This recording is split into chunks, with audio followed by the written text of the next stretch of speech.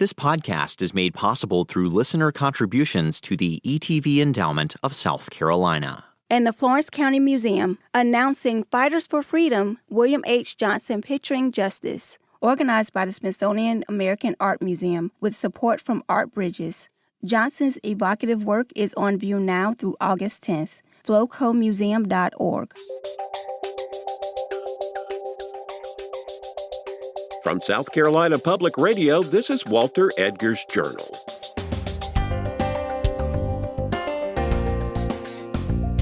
I'm Alfred Turner, welcoming you to our podcast about South Carolina culture and history with a nod to all things Southern. This week, Walter, Edgar, and I will be doing something a little bit different. We're going to be exploring South Carolina from A to Z. That's the title of our sister podcast, and the title tells you all you need to know about what the podcast does. Letter by letter, we go through the South Carolina Encyclopedia, giving you bite-sized takes on the history of the Palmetto State. And Walter, before we get too much further into this, here's a question that might occur to some people. The South Carolina Encyclopedia, what's your connection with that? I was editor-in-chief of the South Carolina Encyclopedia, which came out in 2006. Mm-hmm. And over 2,000 entries looking at all aspects of South Carolina life, geography, history, sociology, individuals. I had more than a dozen subject area editors, 600 authors, and I herded those cats for 5 years until we finally got something out. Now, did not SC Humanities have something to do with publishing? Yes, this was a project of the State Humanities Council. They came to me to ask me to, would I consider doing this? I had just finished the history. Right. I was also working then on Partisans and Redcoats, my little book on the Revolution. A wonderful book, by the way. And I thought, do I want to take this on? But a former dean at the university, who was then head of the Humanities Council in South Carolina, was very persuasive, and they raised the money, the Humanities Council raised the money from individuals in South Carolina to fund the publication, because I mentioned the 600 and some odd authors, they were compensated for their work. It wasn't a freebie. I just wanted to bring it up because, first of all, people may wonder where South Carolina from A to Z comes from. It's a 1-minute module is what they call it in radio speak, but it's basically a little spot that airs on the radio, but it's also available as a podcast wherever you get your podcasts and at southcarolinapublicradio.org. So you might be going through your day and hearing all these entries, and this is where they originate. And we have been given permission by the publishers to use it as source material for South Carolina from A to Z. And so what we're going to do today is look at some of the entries that we have covered in the past in that little short bite of history and explore some of them more. And see, this is where Alfred comes in, because he is producer of the A's to Z's, and he only allots me between 145 and 149 words to get into that 58 seconds. And so I have to take, in some cases, a 5,000-word essay and come up with 145 words. But that's the genesis of what we're doing today.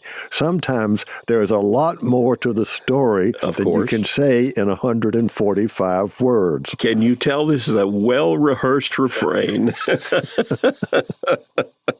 On my tombstone, one of the lines will be, he only gave Walter 145 words. Okay, well, let's start with one. You came up with a list of 5 today, and that's a good chunk to take because, first of all, we do them in groups of 5 as they are aired Monday through Friday or published on any given Monday through Friday, 1 per day. And you started with someone that many people who think they know South Carolina history may not know. His name is Ribault, Jean Ribault. R is for Jean Ribault, circa 1515 to 1565. Now, who was he and what did he do? All right, he was obviously a Frenchman, explorer, and mariner, and people don't always associate 16th century France with South Carolina. But France was trying to get a foothold in the New World, and it also was undergoing a war of religion between French Protestants and Catholics. And Ribault was a protege of one of the leading French Protestants, a French admiral, who sent Ribault out here initially in 1562 to lead an expedition of 2 small ships and 150 men. They first landed near present-day Jacksonville along the St. Johns River there, but then they came up to the Beaufort area and built Charles Fort, also put a monument there. All of this has been uncovered in terms of archaeology. It turns out for years they couldn't find the location of Charles Fort. It turned out the Spaniards, when they came to South Carolina, had built their first fort on top of the French position. Okay. But the story of Ribault ends kind of in a disaster.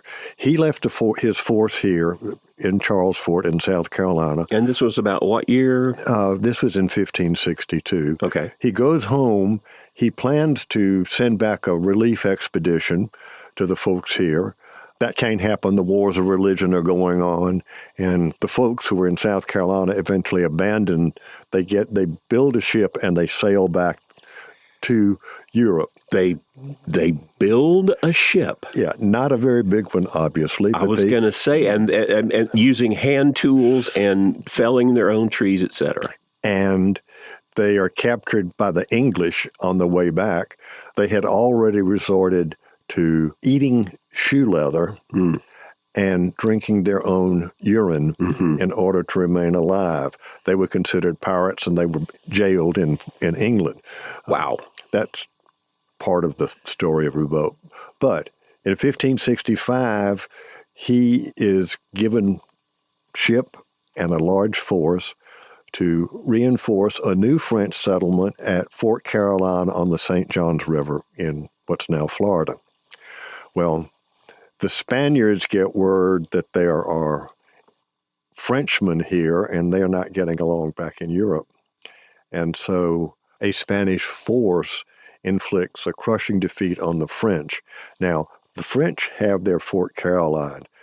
Spanish ships begin to shell the fort, and what the Spaniards do, they had already captured some Frenchmen, so they start firing the heads of the Frenchmen as cannonballs. They bombard. Oh, my gosh. Well, we're not talking about fancy warfare. We're talking about whatever. This is pretty basic, yeah. So the end result was a massacre of the French, of Ribault himself, and hundreds of French soldiers and civilians. That link up with South Carolina. If you go to Beaufort today, there is a Ribault Road. They have reached back for that part of the past, but it wasn't until the late 20th century that actually the site of Charles Fort was uncovered on the grounds of the Marine base there at Parris Island. I was going to ask you where it is, and the archaeology done by people that we've had on Walter Edgar's journal before. Yes. And I have to say that here's a case where, indeed, 145 words just isn't enough. That whole description Walter just gave about the attack of the Spanish on the French and their use of human heads as cannonballs, you would not have gotten in our little 1-minute snippet, because it was summed up with a Spanish force inflicted a crushing defeat on the French. Yes. So a little local color now for South Carolina from A to Z. Well, many times people have talked about the American Civil War as a war between brothers and families, and that certainly was true with our next person we're going to talk about, Percival Drayton, who lived from 1812 to 1865. He was a naval officer, but he was a United States naval officer. I noticed that with interest, because Drayton is an old South Carolina name. Yes, very old, prominent South Carolina family, both in terms of politics and wealth. But he joined the United States Navy when he was just a young lad of 15. That was actually fairly common. That's following the English naval practice. Would have been about 1827. That's a generation before the Civil War. But he moves up through the ranks. He eventually commands a schooner in the USS Enterprise. At the outbreak of the war, he decides to remain in the United States Navy. And in November 1861, he commanded the Port Royal Expedition. This was a Union fleet that captured Hilton Head Island, Beaufort, and Port Royal Island and established a Union naval base in South Carolina that stayed there for the whole war. And the Port Royal area became very important for freed slaves. And because it was Union territory, it became sort of an outpost, if you will, of freedom for slaves who could get there.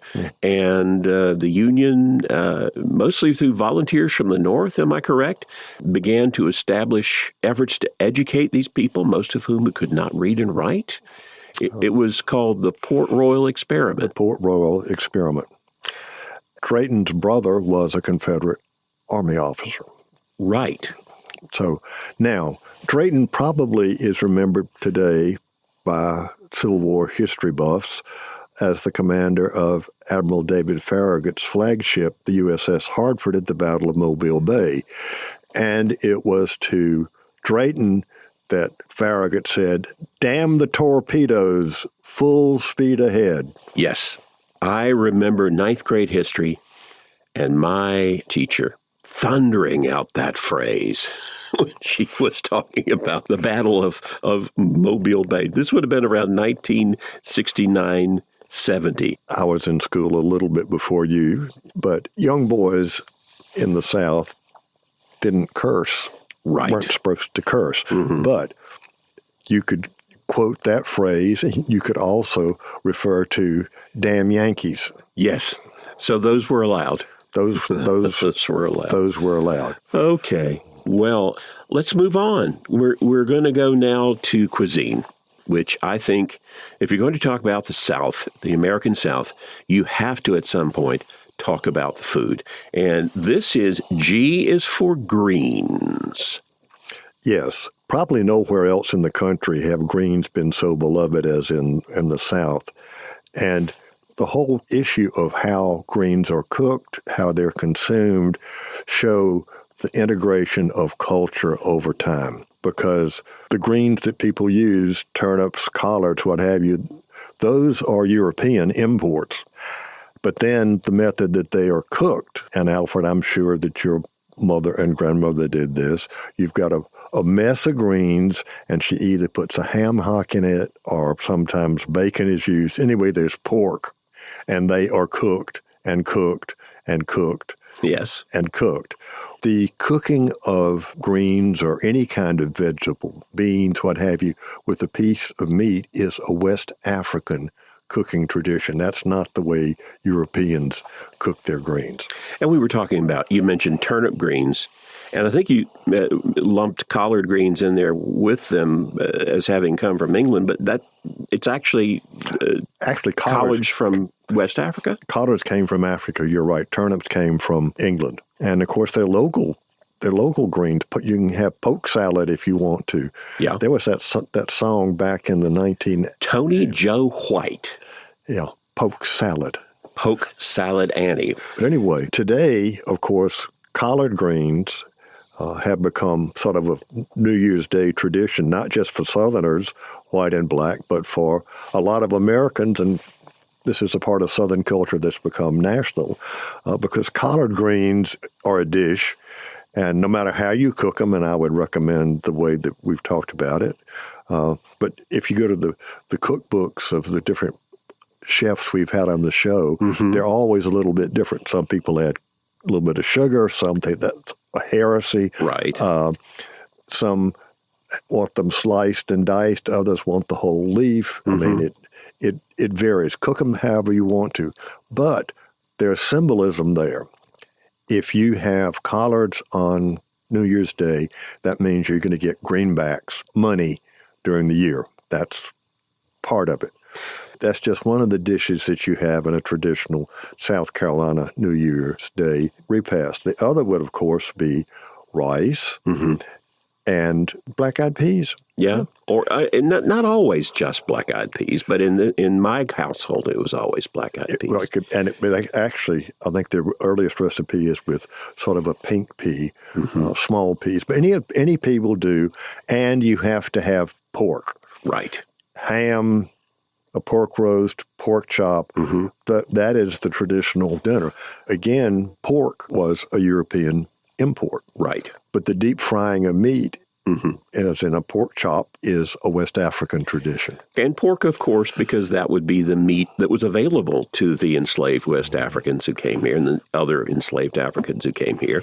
They took what was at hand, but, they brought the idea of cooking with meat in your vegetables. I was thinking, too, about, you were talking about the chefs we've had on, Matt and Ted Lee, champions of Southern cuisine to the world. I can't remember whether it was Matt or Ted talked about that they had in one of their cookbooks, and many of their cookbooks, they celebrated traditional Southern cooking. In others, they brought some of those recipes sort of into the 21st century. One thing that one of them said one time when he was on the show was his favorite meat to cook in greens and some other vegetables was a smoked turkey wing. A smoked turkey wing. In our house, because my son-in-law and I do the collards, not Miss Neela, right, use andouille sausage from Louisiana. Sure. Gulf Coast. Yes. Mr. Gulf Coast here. So, of course, yeah. So, G is for greens. Now, we're sort of bouncing around the alphabet right now, but there is a wealth of things you could say about our next entry. C is for chestnut. Mary Boykin Miller, 1823 to 1886, diarist. Yeah. What is interesting is when I wrote my history of South Carolina, it came out in 1997, somebody said, well, how come you're different from what Mr. Wallace, who wrote the great 4-volume history back in the 1930s, sources and things? And I said, my first thing was, Mary Boykin Miller Chestnut's diary was in the South Carolina Library. It's the best account of everyday life amongst the Southern and as well as South Carolina leadership, and he never bothered to use it because it was a woman's diary. Oh, my goodness. Eric Larson, in his latest novel that's just come out, he uses Mary Chestnut's diary as almost a framework of the Civil War in Charleston. Yeah. And for public radio and television, public television viewers and public radio listeners, the name Mary Chestnut became very well known in the 1990s when Ken Burns did his groundbreaking series on the Civil War, but he used her diaries quite a bit. And so what she had to write became well known to the average folk on the street, at least if they watch public television. Well, and Mary Chestnut literally was everywhere where important things were happening in the formation of the Confederacy through the war. She wasn't Forrest Gump, but she was in Montgomery with her husband when the Confederacy was formed, the Confederate government was formed. He later became an aide to President Jefferson Davis, so they moved to Richmond. She was actually in Charleston when the first shots were fired. Right. And she records all of the feelings of individuals, not just her own, but she chronicles how Mrs. So-and-so reacted or young Confederate officer. She witnessed a lot of history, but she clearly is recording her impressions at the time, and she was a very perceptive individual. She didn't start her diary until 1860. She'd been married about 20 years by that time to James Chestnut. Yes, she married when she was only 17. They never had any children. After the war, she said she was going to put it together and publish it. Well, she had pretty much finished her initial compilation when she died in the mid-1880s. It was later published, slightly edited by the two ladies who brought it out. There have been several versions of Mary Chestnut's diary. There was that initial 19th century version. Then there was another one published right after World War II, edited by an academic. And then Mary Chestnut's diary, a huge piece, was published in the 1980s. And I want to bring up one thing. You were talking about how she was, it seemed to be everywhere where things were happening. That's because her husband, James Chestnut, was prominent in the Confederacy. And so she wound up being in Charleston, Montgomery, Richmond, Columbia. And some of the things that she had to say about observing all the governance and the politics and all of that was going on through her husband's position were certainly important and revealing. But as you mentioned, it was her observations about, at least at her level of society, the people around her, and not just the white ruling class or the politicians, but also the enslaved people who worked for them. She had a lot to say about those who were near her and served her. Well, in the latter years of the life of the Confederacy, white Southerners are beginning to wonder what the black population is all about. What are they thinking? Where they're going? Right. She refers to her butler as a black sphinx. Now, that's an incredible description. A sphinx keeping what he knows and what he thinks to himself. Yes. But there all along, often serving the people who are having the conversations around the dinner table, at the parties, and listening. Yes. All right. We got one more for today.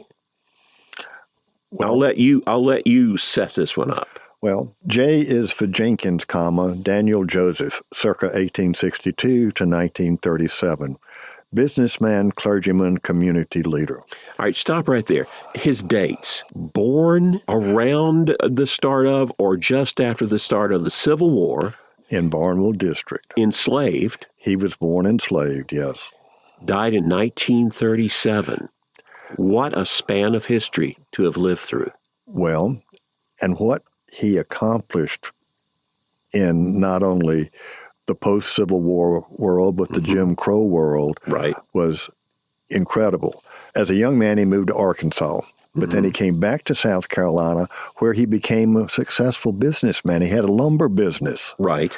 Then he turned to religion and became pastor of the New Tabernacle Fourth Baptist Church, and shortly thereafter founded the Orphan Aid Society and devoted the rest of his life to helping black children in need.